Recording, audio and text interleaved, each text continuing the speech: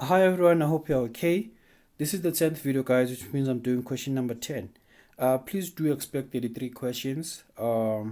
Just stay tuned, guys, and work with me. Or rather, you can take a screenshot, attempt these questions on your own, and then if there are things I'm not sure about, just come back to the video and I'll definitely assist you. Okay, next to each letter A to F in the table below is the molecular formula of an organic compound. Okay. Uh for us guys to distinguish which compound are we dealing with, it's very important for us to know the general formulas for our compounds all together. Okay, for compound A, guys, it's quite simple. We have a halide there. That means we're dealing with the haloalkane. Are you together? Compound A is a haloalkane. Haloalkane. Are you together? Then compound B is an alkyne. Why do I say it's an alkyne? Because the general formula for alkyne is CnH2n minus 2. If you can substitute 2 in space of n, you'll see that you'll get CH4. So compound B is an alkyne. Compound A is an alkane. Why is it an alkane? Remember that it's CnH2n plus 2. If you can substitute if you can substitute n by 4, you will simply get C4H10. That means you're dealing with an alkane. And the IUPAC name of that alkane is butane. Okay, and then compound D. Compound D, we have an alcohol.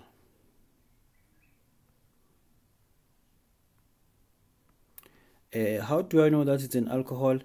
The general formula for alcohol is CnH2n plus 2 with an O. If n is equals to 2, we'll simply get C2H6 with an O. So that's why I'm sure that I'm dealing with an alcohol. And then compound E. Compound E, I can either have a ketone or an aldehyde. The examiner will have to lead me. Are you together? Why? Because the general formula for both ketones and aldehyde, it says CnH2n with an O. Are you together? So compound E, I'm either dealing with a ketone or an aldehyde. The examiner will lead me. Okay, and then compound F, I'm either dealing with an ester or a carboxylic acid.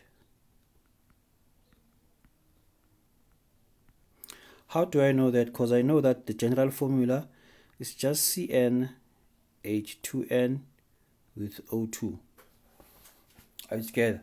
And obviously both esters and carboxylic acids are just isomers of one another. So they have the same general formula, guys.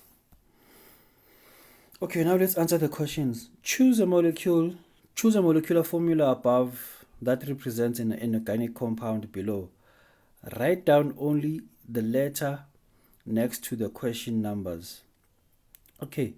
A haloalkane. Haloalkane is compound A. Excuse me. An alcohol, we said it's compound B. Compound D rather, excuse me. And then an unsaturated hydrocarbon, we said it's compound B. We are dealing with an alkyne there. An aldehyde, we said compound E can be an aldehyde or a ketone. So compound E is the one. A product of thermal cracking. A product of thermal cracking, guys, whenever I do thermal cracking, you'll form alkanes and alkenes. Are you together? You're breaking down large hydrocarbons into smaller ones. Are you together?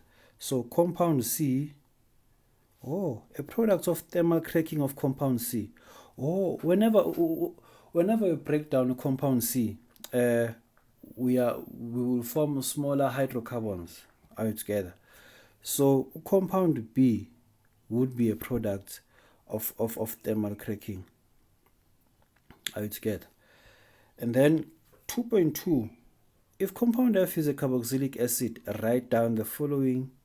Okay, the structural formula of the functional group of compound F. Remember that, guys, I said compound F can be an ester or a carboxylic acid.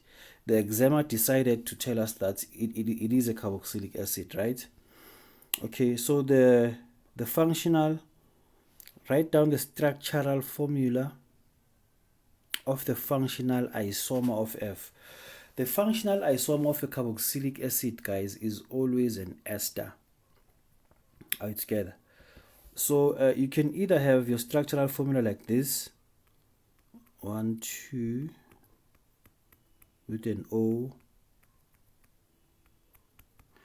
and the IUPAC name will be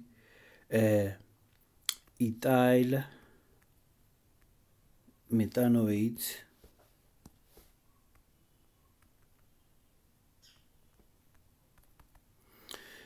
it can be like this. Now remember that's the hydrogens are 6 and the carbons, I have 3 carbons now. Or it can be like this.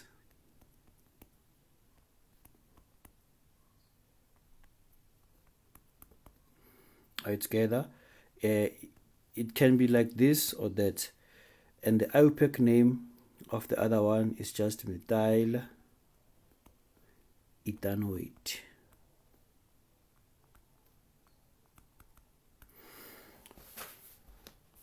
Okay, so when they say we must write down the structural formula of the functional isomer of F, if we choose this one, that means our answer in 2.2 should be ethyl methanoate.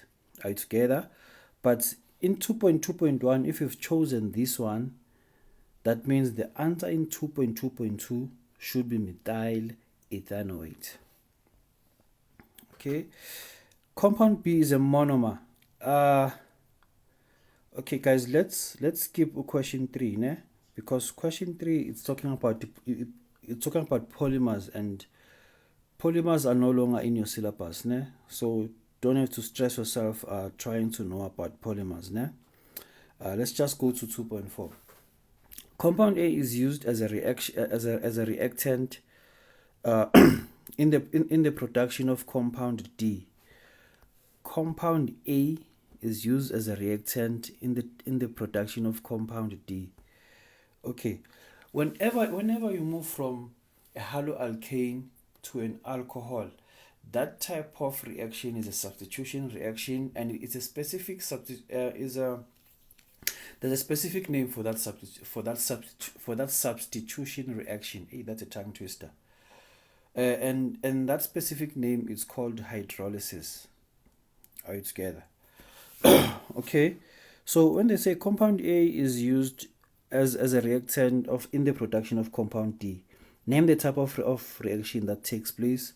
It's called hydrolysis. It's called hydrolysis, né? Whereby you substitute a halogen with the hydroxide ion. It's called hydrolysis, né?